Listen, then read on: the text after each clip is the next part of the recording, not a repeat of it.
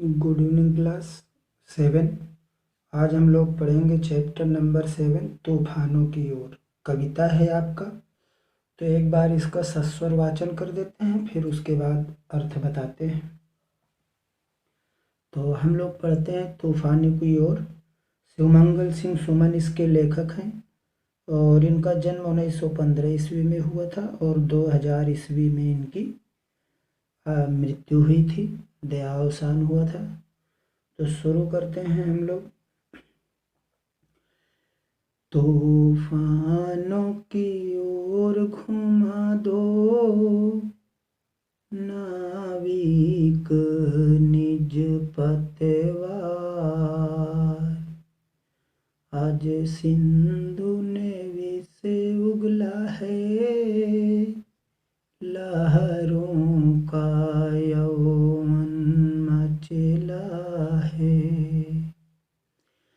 आज हृदय में और सिंधु में साथ उठा है ज्वार, तूफानों की ओर घुमा दो नाविक निज पतवार, लहरों के स्वर में कुछ बोलो इस अंधड़ में साहस तोलो,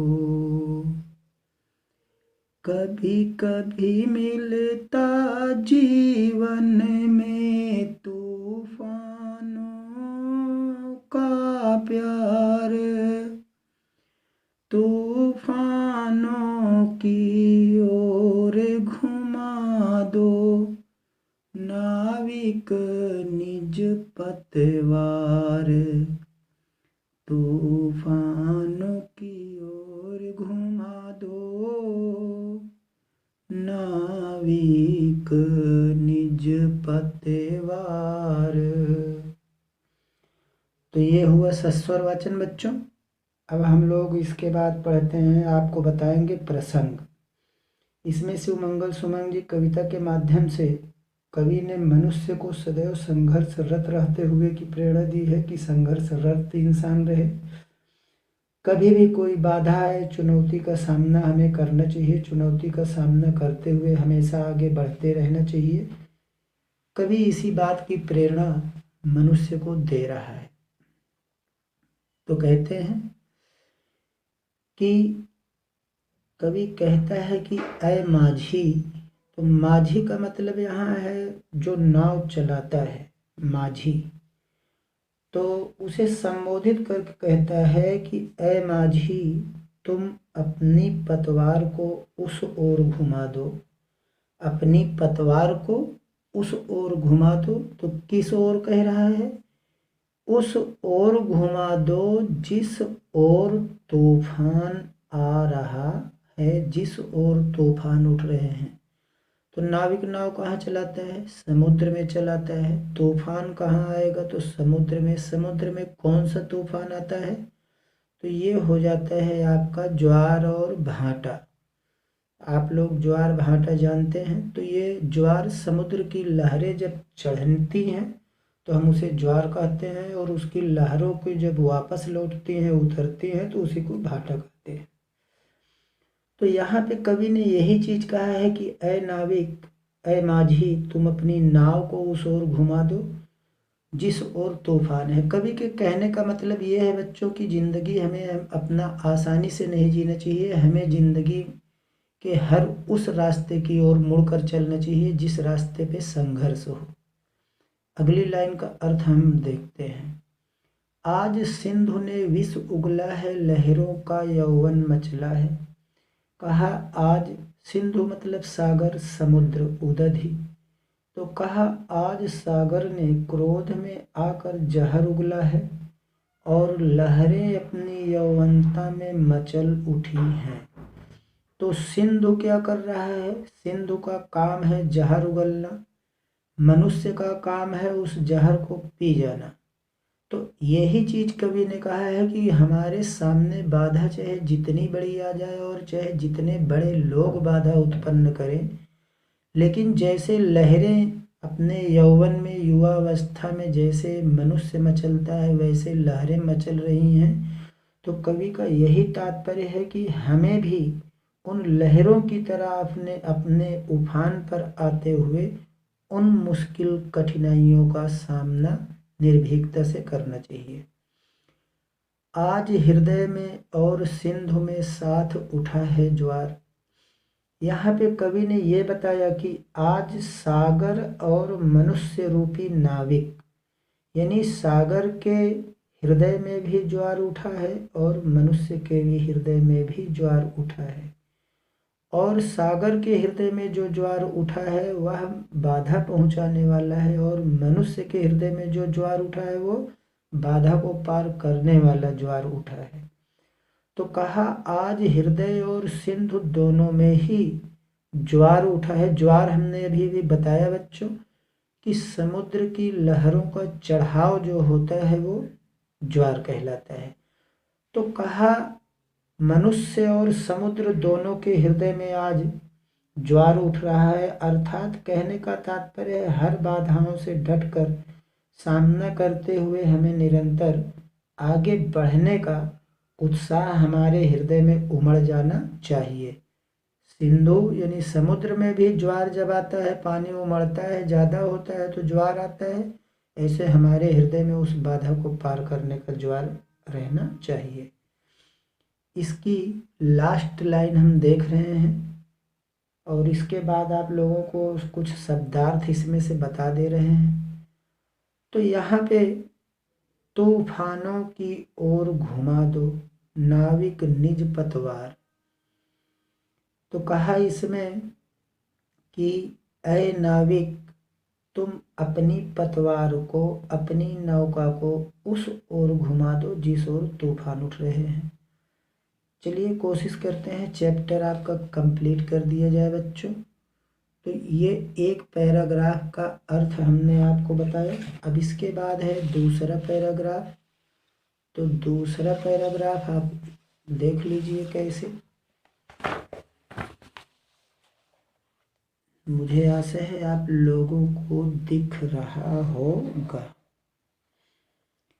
अब इसके बाद यहाँ से हम लोग पढ़ेंगे यह असीम निज सीमा जाने।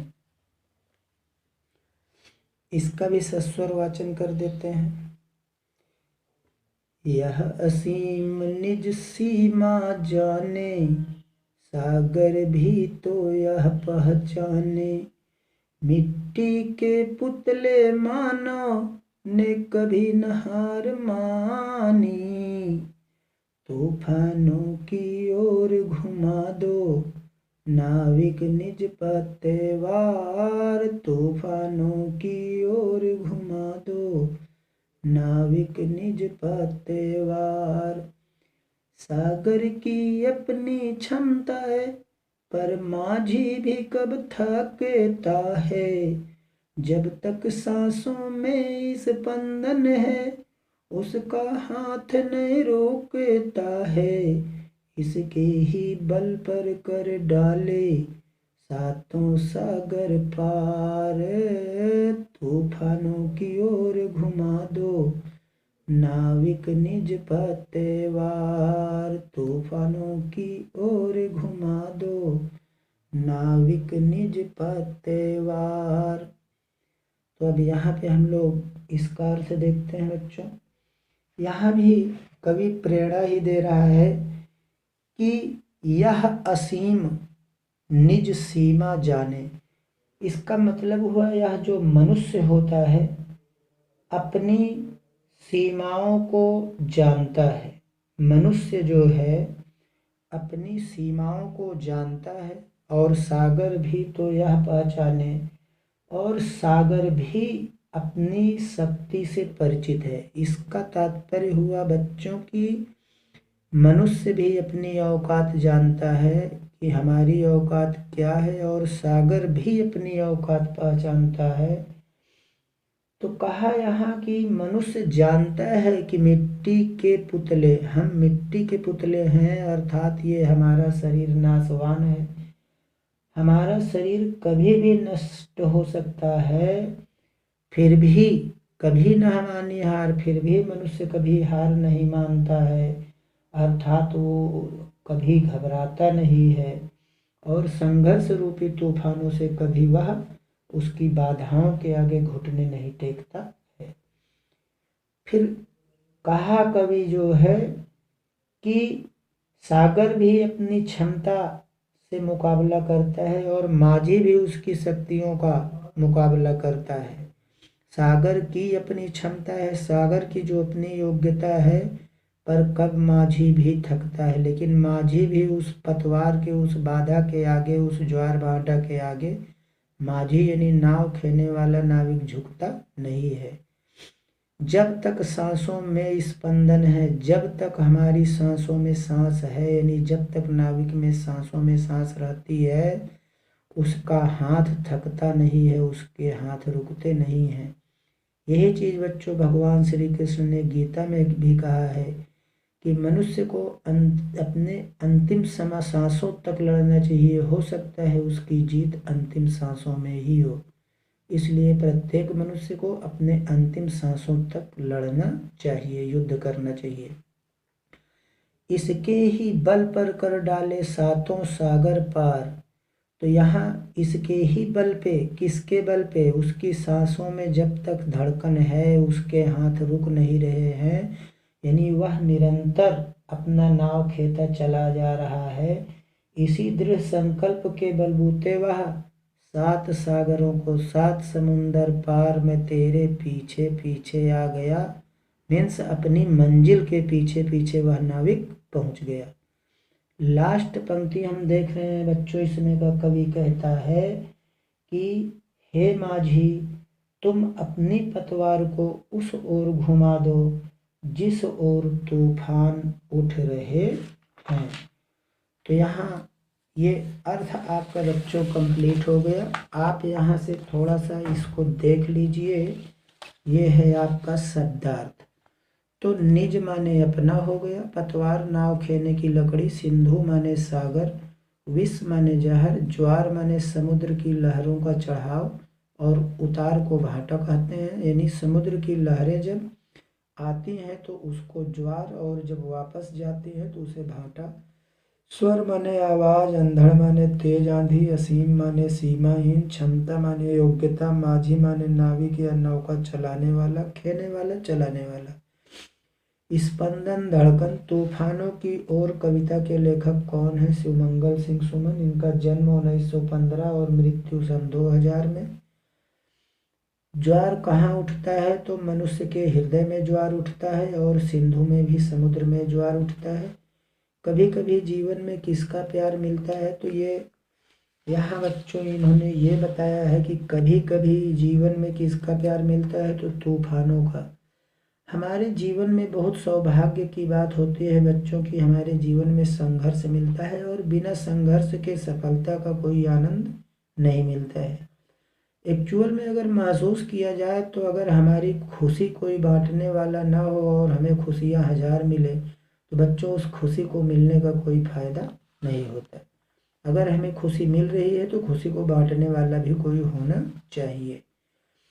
तो माझी के न थकने का क्या कारण है? तो सांस रहने तक, सांस होने तक, धड़कन उसकी जब तक है वो अपना हाथ नहीं रोकता है।